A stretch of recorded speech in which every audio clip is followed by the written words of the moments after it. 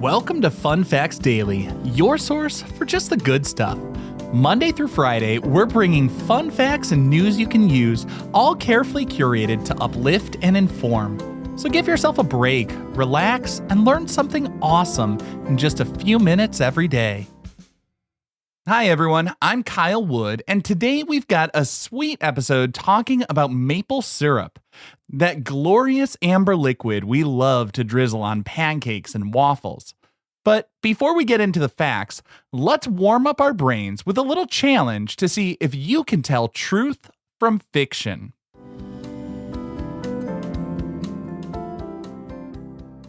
Sometimes myths get passed along as fact, and sometimes the truth is just hard to believe. Think you can tell fact from fiction? It's not always easy. Consider this. We often hear about bank robberies, art heists, or jewel thefts as major crimes, but what about a syrup theft? Picture this, a covert operation spanning months targeting a massive warehouse storing barrels upon barrels of maple syrup, essentially Canada's strategic reserve of liquid gold. Could it be true that thieves managed to pull off the biggest theft in Canadian history by secretly siphoning off nearly 3,000 tons of maple syrup, worth almost $18 million, from the Federation of Quebec Maple Syrup Producers Reserve?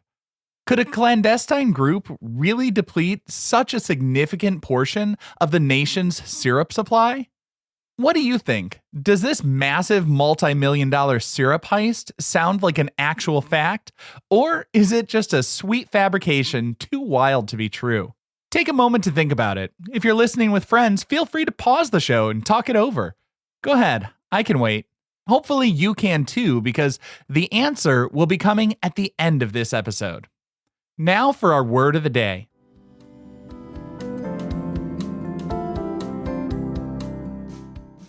Today's word of the day is sugaring. As a noun, sugaring refers to the overall process of collecting maple sap and boiling it down to make maple syrup or maple sugar. You might hear people talk about the sugaring season or visiting a sugaring operation. The term obviously comes from sugar, highlighting the primary purpose of the activity, concentrating the natural sugars found in maple sap.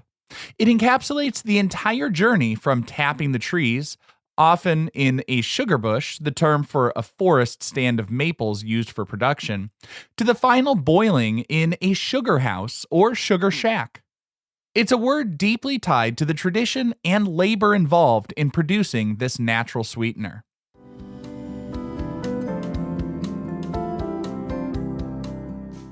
Now for our daily high five, our top 5 fun facts about maple syrup. Number 1, it takes a surprisingly large amount of maple sap, about 40 gallons, just to produce a single gallon of finished maple syrup. Maple sap, when it first comes out of the tree, is mostly water, typically around 98% water, with only about 2% sugar content. To transform this watery liquid into the thick, sweet syrup we know and love, it needs to be boiled extensively. This evaporation process removes the excess water, concentrating the sugars and developing that characteristic maple flavor. The exact ratio can vary slightly depending on the sugar concentration of the sap, which fluctuates based on the tree, weather, and time of season. But the 40-to-1 ratio is a good average. This intensive boiling process is why pure maple syrup production is energy consuming and why the final product is more expensive than imitation syrups made primarily of corn syrup and artificial flavors. Number 2, the flow of maple sap needed for syrup production is triggered by a specific weather cycle of freezing nights and thawing days. Maple trees don't just produce sap continuously. The sap run typically happens in late winter and early spring when temperatures fluctuate across the freezing point.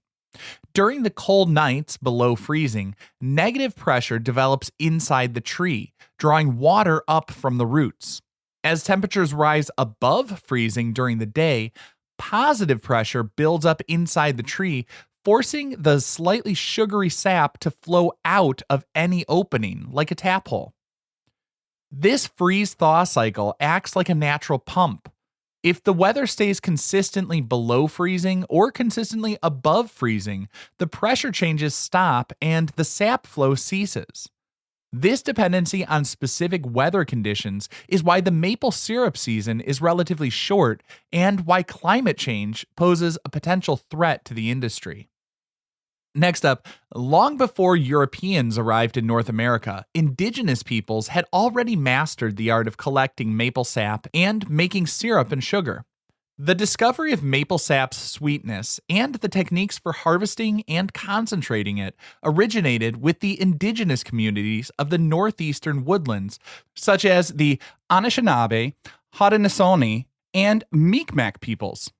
The traditional methods involved tapping trees with carved wooden spiles, collecting the sap in birch bark containers, and often concentrating it by dropping heated rocks into the sap or letting it freeze overnight and removing the layer of ice, which was mostly water.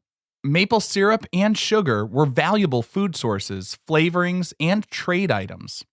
Early European settlers learned these techniques from the indigenous peoples, adopting and later adapting them with metal tools and boiling methods. But the history of maple syrup is deeply rooted in indigenous knowledge and innovation. Number 4, maple syrup grades primarily indicate color and flavor intensity, not overall quality or purity. They use terms like golden delicate taste or dark robust taste. Modern maple syrup grading systems, which were harmonized between Canada and the US, focus on color, clarity, density, and flavor characteristics. Generally, syrup made earlier in the season tends to be lighter in color with a more delicate maple flavor. Think golden delicate taste or amber rich taste. Syrup made later in the season, as temperatures warm, is typically darker and has a more intense, robust maple flavor. All these grades are pure maple syrup of high quality. The choice depends on personal preference and intended use. Lighter grades are often preferred for table syrup for pancakes and waffles, while darker grades are excellent for cooking and baking, where a strong maple flavor is desired. So these different grades, lighter or darker, don't mean lower quality, just a different color or bolder taste profile. Our fifth and final fun fact, the Canadian province of Quebec is the undisputed king of maple syrup, producing more than 70% of the entire world's supply. While maple syrup is produced in several Canadian provinces and northeastern US states, Quebec dominates the global market by a huge margin. The province has vast forests of sugar maples, as well as a well-established industry with thousands of producers. In fact, Quebec produces roughly 3 times more syrup than the entire United States combined. This dominance led to the creation of the Federation of Quebec Maple Syrup Producers, which regulates production, maintains quality standards, and manages the global strategic maple syrup reserve to help stabilize prices and ensure a consistent supply even in years with poor harvests. Quebec's liquid gold is a major agricultural export for Canada.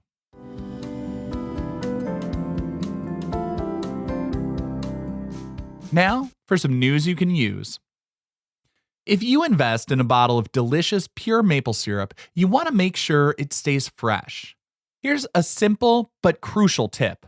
Always store pure maple syrup in the refrigerator after opening it. Why is this important? Unlike imitation syrups that are loaded with preservatives, pure maple syrup is a natural product. While the boiling process sterilizes it initially, once opened, it can be susceptible to mold growth because it still contains about 33% water. Leaving an unopened container at room temperature creates an environment where airborne mold spores can thrive on the surface. Refrigeration significantly slows down or prevents this mold growth, preserving the syrup's quality and flavor for much longer. An unopened container is fine in the pantry, but once the seal is broken, the fridge is its best friend. And now for the moment you've been waiting for. Time to tap into the truth. Earlier, I asked if the seemingly unbelievable story of a massive maple syrup heist from Canada's strategic reserve amounted to the biggest theft in the nation's history. Is that fact or fiction? Brace yourselves, it is absolutely fact. Known as the Great Canadian Maple Syrup Heist, this extraordinary crime took place between 2011 and 2012 at a warehouse in St. Louis de Blandford, Quebec, which stored part of the global strategic maple syrup reserve managed by the Federation of Quebec Maple Syrup Producers. Over several months, thieves gained access to the facility, gradually siphoning off syrup from barrels and replacing it with water to avoid immediate detection, then transporting the stolen syrup, as I said, around $18 million worth, to sell on the black market. The theft was only discovered during a routine inventory check when inspectors noticed barrels felt lighter or sounded wrong. It led to a major investigation and multiple arrests. So, yes, the biggest theft in Canadian history really did involve thousands of tons of stolen maple syrup. Truth is sometimes sweeter and stickier than fiction. I hope you enjoyed learning about maple syrup with me today. Be sure to follow Fun Facts Daily on your favorite podcast app and tune in tomorrow for even more fun facts. Fun Facts Daily is an Airwave Media podcast. It was written, recorded, mixed, and edited by me, Kyle Wood. Thanks for sharing a part of your day with me. Be sure to follow Fun Facts Daily on your favorite podcast app so you can keep the good stuff coming your way every day. And if you like the show, please do me a favor and leave a kind rating, review, or just tell your friends about it.